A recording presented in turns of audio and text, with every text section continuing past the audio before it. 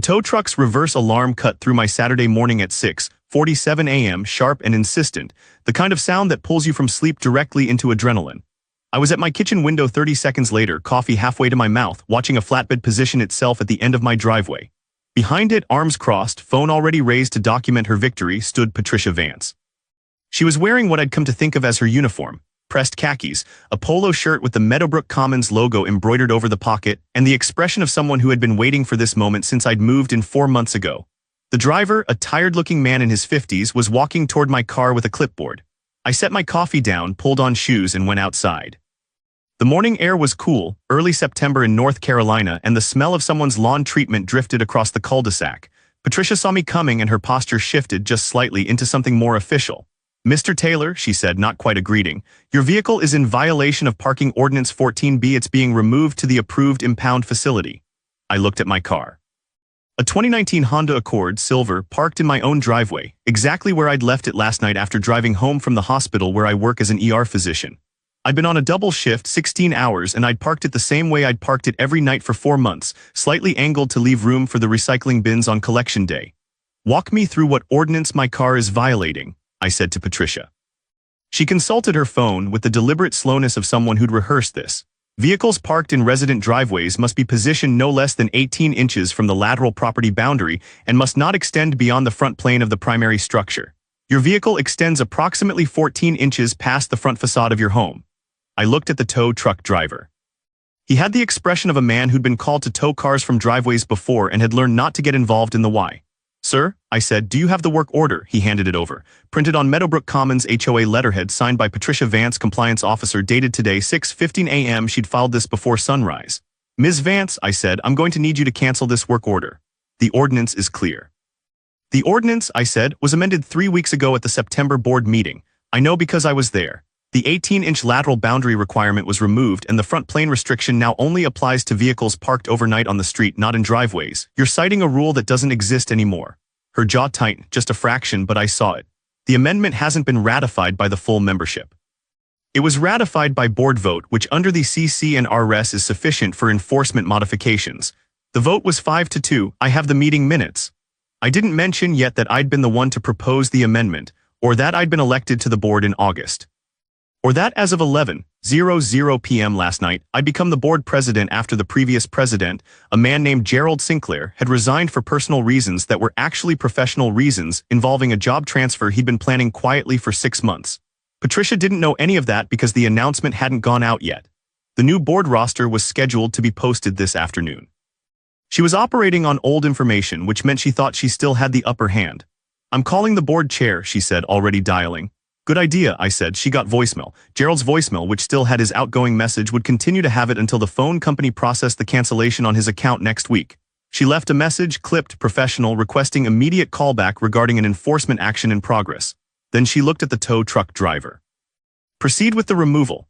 "Hold on," I said to the driver. "I'm a board member. This is my property. That work order was issued under an invalid ordinance. If you proceed, you're removing a vehicle unlawfully, and I'll be filing a complaint with your company and the county." The driver looked at Patricia. Patricia looked at me. "You're not a board member," she said. "I am, elected August 12th, seated August 19th. You can verify with the management company, but they don't open until 9, so you're going to be standing here for 2 more hours if you want to wait." I pulled out my phone, opened my email, and showed her the official board appointment letter from the management company, dated August 20th, with my name, my address, and my term duration. She read it. I watched her read it twice. The tow truck driver cleared his throat. "Ma'am, if there's a dispute about the ordinance, I'm going to need you to resolve it before I can proceed. Company policy." Patricia's hand tightened on her phone. "This vehicle has been a problem since he moved in. It's always over the line, always. It's been in my driveway," I said, "parked the same way every time, and until 3 weeks ago nobody said a word about it because it wasn't violating anything." "You don't know what you're talking about." "I know exactly what I'm talking about. I also know you've issued 11 towing work orders in the past 6 months, 9 of which were canceled after residents challenged them, and 2 of which resulted in formal complaints to the management company. I know because I requested the enforcement logs when I joined the board." That was true. I'd spent my first week as a board member reading every document I could get my hands on, meeting minutes going back 3 years, financial disclosures, enforcement logs, resident complaints. Patricia Vance's name appeared 47 times, more than any other single person, almost always in the context of citations, work orders, or disputes. She was, in the language of the complaints, overzealous. In my language, she was someone who'd found a little bit of power and had built her entire identity around wielding it. The tow truck driver was already packing up his clipboard. "I'm going to head out. You folks sort this out, give me a call if you need me." He was in his truck and reversing out of the cul-de-sac before Patricia could object. She watched him go, then turned back to me. "This isn't over." "No," I said, "it's not, but the tow truck is." I went back inside. Through the window, I watched her stand in my driveway for another minute, phone in hand, probably composing a message to someone, probably Gerald, who wasn't going to answer. Then she walked back to her own house 3 doors down, the polo shirt very visible in the morning light. I picked up my coffee. It had gone cold. I made a fresh cup and started going through the files I'd been reviewing all week because Patricia Vance wasn't the problem. She was a symptom. The problem was structural, and I'd known it since my second week in the neighborhood. Let me take you back 4 months because you need to understand what I walked into. I bought 22 Oakmont Circle in May. A 3-bedroom ranch with good bones, a backyard that needed work, and a homeowners association that I'd researched exactly as much as anyone researches an HOA before buying, which is to say I'd skimmed the bylaws, confirmed the fees were reasonable, and assumed it would be fine. I'm Dr. Marcus Taylor, 34, emergency medicine, and I'd spent the previous 6 years in a rental near the hospital because I'd been too busy building my career to think about property. But my student loans were manageable now. I had savings, and my mother had started making pointed comments about equity and stability every time we talked. So I bought a house. The HOA seemed normal at first. Monthly fees, $120. A quarterly newsletter that was mostly reminders about trash collection schedules and updates on the community pool. A board that met once a month in the clubhouse near the front entrance. I went to one meeting in June, sat in the back, listened to 40 minutes of discussion about whether to repaint the pool fence, and left thinking this was exactly the kind of low-stakes community governance I could ignore. Then I got my first violation notice. It arrived on a Tuesday in late June, printed on official HOA letterhead, citing me for failure to maintain approved ground cover density in my front yard planting beds. The beds in question were mulched. They had 3 small shrubs that the previous owner had planted. They looked fine. The notice said they were 30% below the required density per the landscaping standards and that I had 14 days to remediate or face a $75 fine. I called the management company, a regional outfit called Piedmont HOA Services. The woman who answered, her name was Lynn, sounded tired in the specific way of someone who answers these calls all day. "That would be a compliance issue," she said. "You can appeal to the board in writing or you can remediate and submit photographic evidence of compliance." "What's the required density?" "I'd have to check the standards document." "Can you send it to me?" She did. It was 22 pages long. The section on ground cover density specified that planting beds visible from the street must maintain a minimum of 70% visual coverage as measured from the primary street view perspective. There was no objective standard for what constituted 70% visual coverage. It was entirely subjective. I planted 2 more shrubs, took a photo, and submitted it. The fine notice was rescinded. But the next month I got another notice, this one for a trash bin that had been left at the curb 6 hours past the collection day deadline. I'd been at the hospital. I'd worked a night shift, gotten home at 8:00 a.m. and forgotten the bin until that evening. The fine was $50. I paid it not because I thought it was fair, but because I was tired and $50 wasn't worth the fight. That was my first mistake. Because 2 weeks later, Patricia Vance appeared at my door. It was a Saturday afternoon and I'd been organizing the garage, and she knocked with the specific confidence of someone who expected the door to be answered immediately. "Mr. Taylor," she said when I opened it, "I'm Patricia Vance, HOA Compliance Officer. I wanted to introduce myself and go over a few things about community standards." She had a folder. Inside the folder were printouts, photos of my house from the street annotated with handwritten notes. My mailbox slightly faded. My driveway with the car parked at the angle that would later become an issue.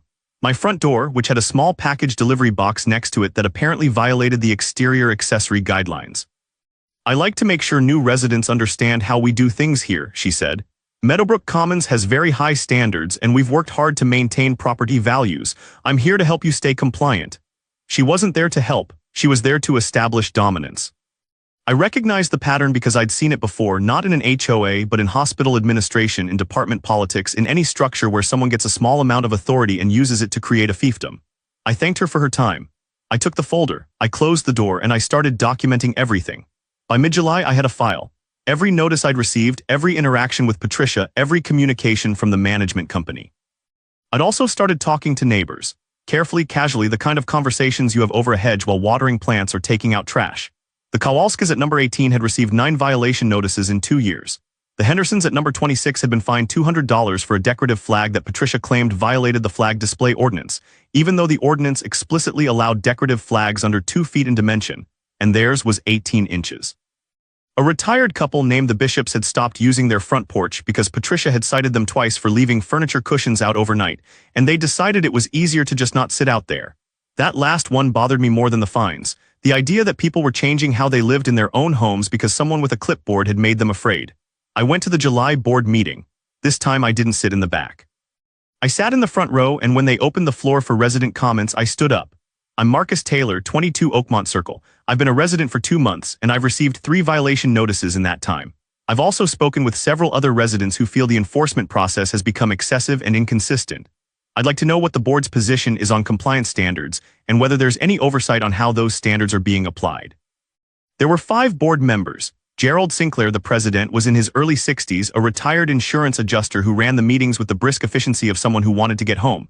He looked at me, then at Patricia, who was sitting in the second row with her folder. Compliance enforcement follows the bylaws, Gerald said. If you have specific concerns about a notice, you can file an appeal. I'm not appealing a specific notice. I'm asking about the process. Who reviews enforcement actions to make sure they're consistent with the actual bylaws and not just someone's interpretation? Patricia stood up. The compliance officer position exists to ensure standards are maintained. If residents don't like the standards, they're welcome to propose amendments.